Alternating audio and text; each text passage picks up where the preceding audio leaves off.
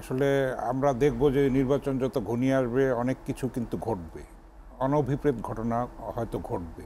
সেটার জন্য সবাইকে প্রস্তুত থাকতে হবে। রাজনৈতিক দলগুলির এখানে উচিত যে পারস্পরিক শ্রদ্ধাশীলতার একটা পরিবেশ তৈরি করা, এটা এখনো হয় নাই।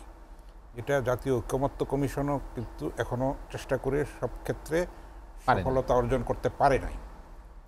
তো এই শ্রদ্ধাশীলতার জায়গাটা যদি তৈরি না হয়, পরামর্শহীনতার একটা সংস্কৃতি যদি না গড়ে তুলতে পারি আমরা, তাহলে কিন্তু সব কিছুই, সমস্ত অর্জন কিন্তু ম্লান হয়ে যাবে। সেটা কিন্তু কোনোভাবেই হতে দেওয়া যায় না। উনি ঠিকই বলেছেন, দীর্ঘকালের পটভূমির তৈরির ফলেই কিন্তু একটা ফিনিশিং পর্যায়ে ছাত্ররা সেখানে ফিনিশিং টাচটা দিয়েছে। কিন্তু মূল চ্যালেঞ্জটা কিন্তু আমাদের সামনে রয়ে গেছে। সেটা হচ্ছে যে একটা সুন্দর সুষ্ঠু নির্বাচনের মাধ্যমে রাজনৈতিক শক্তির কাছে এই অন্তর্বর্তী সরকার ক্ষমতা হস্তান্তর করবে এবং দেশ একটা গণতন্ত্রের অভিযাত্রায় কিন্তু একটা এগিয়ে যাবে, প্রগতির পথে, সমৃদ্ধির পথে, আপনার বৈষম্যহীন সমাজ প্রতিষ্ঠার পথে। কিন্তু সেটার জন্যে তো অনেক ত্যাগ আরও সামনে স্বীকার করতে হবে। এবং এই যে জুলাই বিপ্লব আমরা যেটা বলছি, সেটা হলো প্রাথমিক বিজয় মাত্র। গণতন্ত্রটাকে যদি স্থায়ী করতে আমরা না পারি, সংহত করতে না পারি, তাহলে কিন্তু এই চ্যালেঞ্জটা মোকাবেলা করা হলো না। এবং এই ধরনের সুযোগ কিন্তু বছর বছর আসবে না। 10 বছর, 20 বছর, 30 বছর, হয়তো 50 বছর এই সুযোগটা যেন আমরা মিস না করি। তাহলে কিন্তু এই ষড়যন্ত্রকারীরা, পতিত ফ্যাসিস্ট শক্তি যারা এখনও ষড়যন্ত্রে লিপ্ত আছে, দেশের মধ্যে, দেশের বাইরে, প্রতিবেশী দেশে, সব জায়গায়, তারা কিন্তু সাকসেসফুল হবে। তারা কিন্তু বসে নেই, তারা এখনও পর্যন্ত অনুশোচনা করেনি, অনুতাপ করেনি। এখন আমার বন্ধু জাতীয় পার্টির তারা ক্ষমা চেয়েছে, ভুল করেছে সেটা ক্ষমা চেয়েছে। এটা আওয়ামী লীগের কাছ থেকে আমরা এখনও পাই নাই। 1 বছর পার হয়ে গেছে। তো তার মানে তারা এটাকে চ্যালেঞ্জ করছে। এমনকি আমাদের পাশের দেশও কিন্তু এই সরকারকে এখনও পর্যন্ত মেনে নেয়নি। এটাও কোনোভাবেই গ্রহণযোগ্য না। সীমান্তে এখনও কিন্তু রক্ত ঝরছে।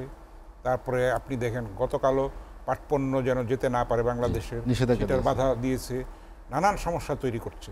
কিন্তু একটা প্রকৃতির প্রতিশোধ কিন্তু আছে। যেখানে আপনি দেখেন শুল্ক, আমেরিকান শুল্ক আরোপের ক্ষেত্রে কিন্তু বাংলাদেশ একটা ভালো অবস্থায় গেছে। সেটাকে যদি আমরা ঠিকমতো কাজে লাগাতে পারি, সদ্ব্যবহার করতে পারি, তাহলে কিন্তু একটা ভালো আমাদের সম্ভাবনা তৈরি হবে।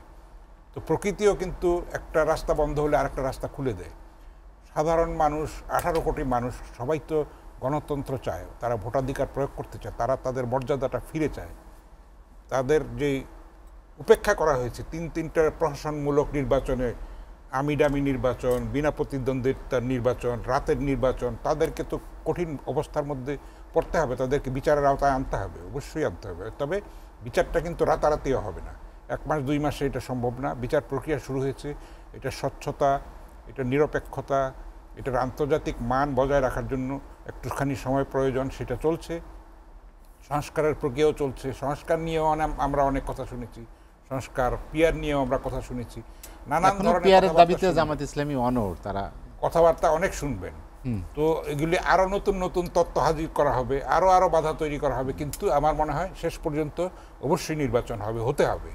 আমাদের দেশপ্রেমিক সেনাবাহিনী যে বিচক্ষণতার পরিচয় দিয়েছে গত বছরের জুলাই মাসে, তারা কিন্তু অনেক পরিপক্কতা এবং দূরদর্শিতার পরিচয় দিয়েছে। রক্তপাত থেকে দেশটাকে রক্ষা করেছে, গৃহযুদ্ধ থেকে। এটা কিন্তু অকুণ্ঠভাবে স্বীকার করতে হবে।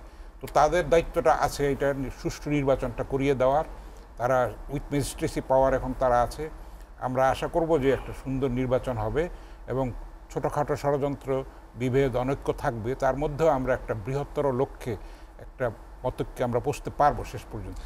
হাসান হাফিজ ভাই, যেটি নিপুণ আপা বললেন যে ডক্টর মোহাম্মদ ইউনূস মাননীয় প্রধান উপদেষ্টা সরাসরি তিনি বললেন যে তারই অনুগত শিক্ষার্থীরা যে দল করলো, মানে গাছের নিচে গাছ বড় হয় না, গাছ একরকম বলছে, গাছের নিচে যে আর একটি গাছ সেটি আর এক রকম কথা বলছেন। যেখানে মালয়েশিয়ায় সরাসরি প্রধান উপদেষ্টা বলেছেন যে তারা প্রস্তুত নির্বাচিত প্রতিনিধির কাছে ক্ষমতা হস্তান্তরে। সেটার সঙ্গে এখানে আবার তাদের বক্তব্যের কোনো মিল নেই, বক্তব্যটা সাংঘর্ষিক তো হচ্ছে।